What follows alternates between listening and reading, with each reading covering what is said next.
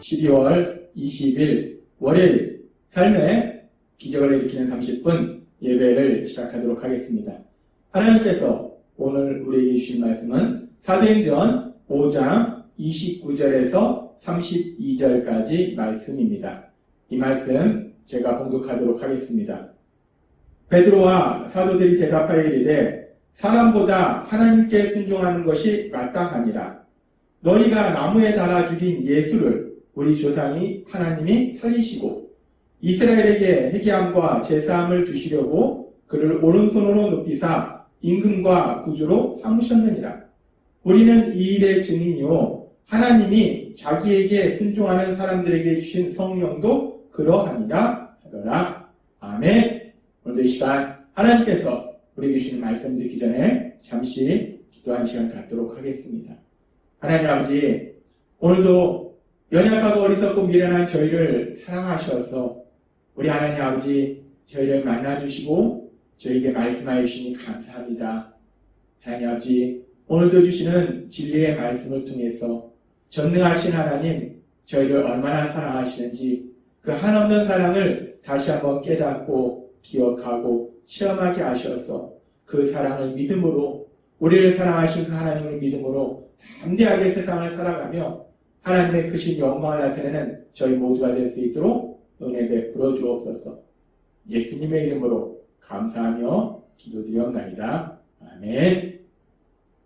하나님께서는 사도행전 5장 30절과 31절의 말씀을 통해서 우리에게 이렇게 말씀하셨습니다.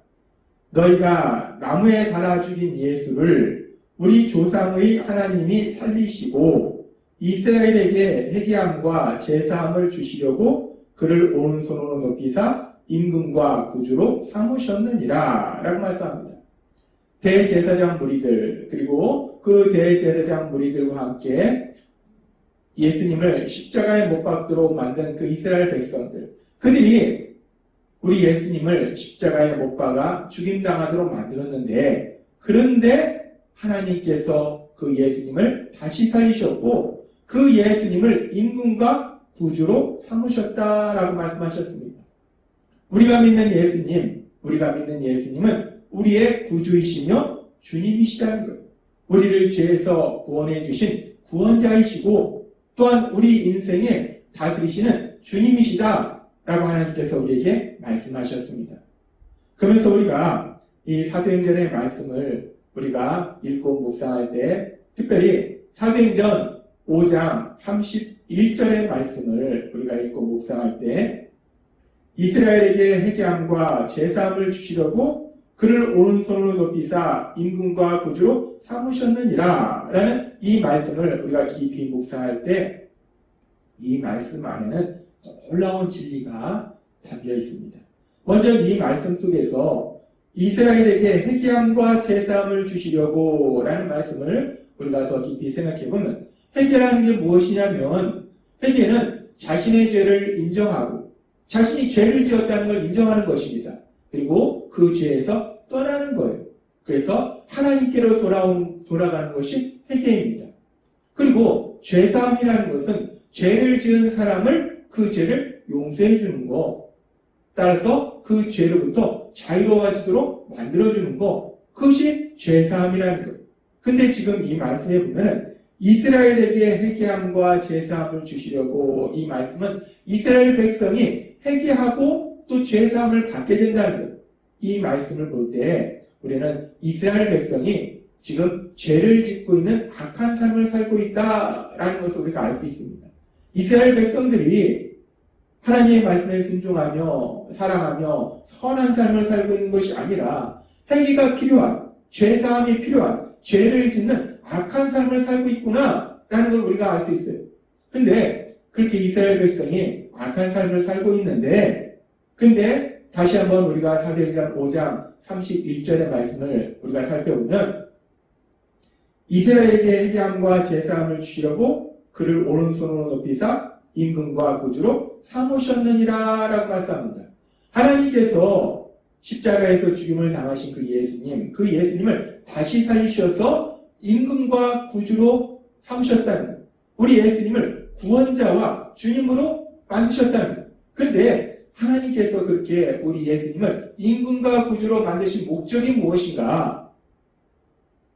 하나님께서 우리 예수님을 임금과 구주로 만드신 목적이 하나님께서 구원자로 보내신 예수님, 그 예수님을 십자가에 못 박아 죽임당하도록 만든 대제사장 무리들, 그리고 이스라엘 백성들, 그들에게 무서운 심판을 주시려고, 그래서 우리 예수님을 다시 살리셔서 임금과 구주로 삼으신 것이 아니라는 것입니다. 우리가 일반적으로 생각할 때는 이스라엘 백성들이, 대제사장 무리들이 예수님을 십자가에 못 박아 죽임당하도록 만들었기 때문에 그 예수님을 다시 살리셔서 임금과 구주의 자리로, 임금과 구주로 우리 하나님이 만드실 때는 그 악한 무리들을 심판하실 것이다 라고 생각할 수 있는데, 지금 이 말씀에는 그 악한 자를 심판하시려고 우리 예수님을 임금과 구주로 만드셨다, 삼으셨다 라고 말씀하시지 아니하고 뭐라고 말씀하시냐면, 그들이 회개함과 제사함을 주시려고, 그들에게 회개함과 제사함을 주시려고 우리 예수님을 임금과 구주로 삼으셨다라고 말씀하신다는 겁니다. 우리가 이 사도행전 5장 31절의 말씀을 읽고 묵상하다 보면 이 말씀 안에는 죄인된 이스라엘 백성들을 향한, 그리고 이스라엘 백성과 똑같이 하나님을 믿지 아니하고 내 생각대로 살아가던 죄를 범하던 우리들을 향하신 그 하나님의 놀라우신 사랑, 그 엄청나신 사랑, 우리 인간의 머리로는 도저히 이해할 수 없는 그 하나님의 크신 사랑을 우리가 깨달을 수 있다는 거예요. 하나님께서는 출애굽기 34장 6절에서 이렇게 말씀하셨어요.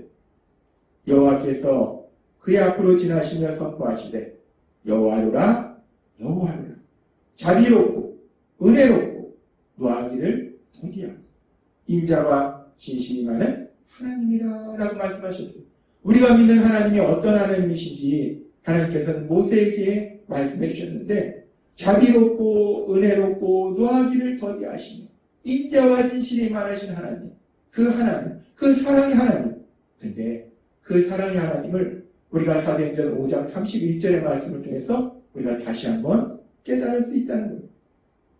하나님은 악한 이스라엘 백성들, 그리고 죄를 짓고 있는 우리들, 하나님께서 심판하시려고 우리 예수님을 임금과 구주 삼으신 것이 아니라 죄사함을 주시려고, 죄를 용서해 주시기 위해서 우리 예수님을 임금과 구주로 삼으셨다라고 말씀하신다는 겁니다.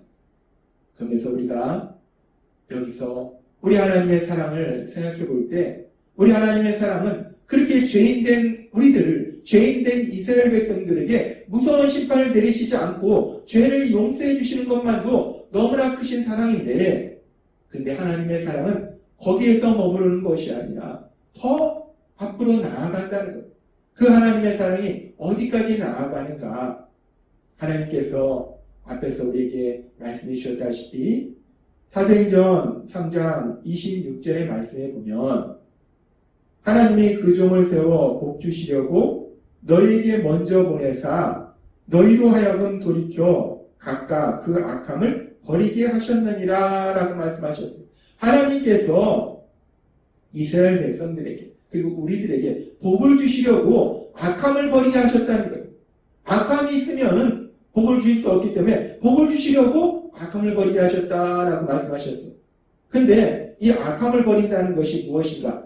하나님께서 전에도 우리에게 말씀하셨지만, 악함을 버린다는 것은 우리가 전혀 죄를 짓지 않는다는 것이 아니고, 우리가 연약해서 죄를 지을 수 있지만 우리가 예수님을 믿음으로 인해서 죄사함을 받는 것.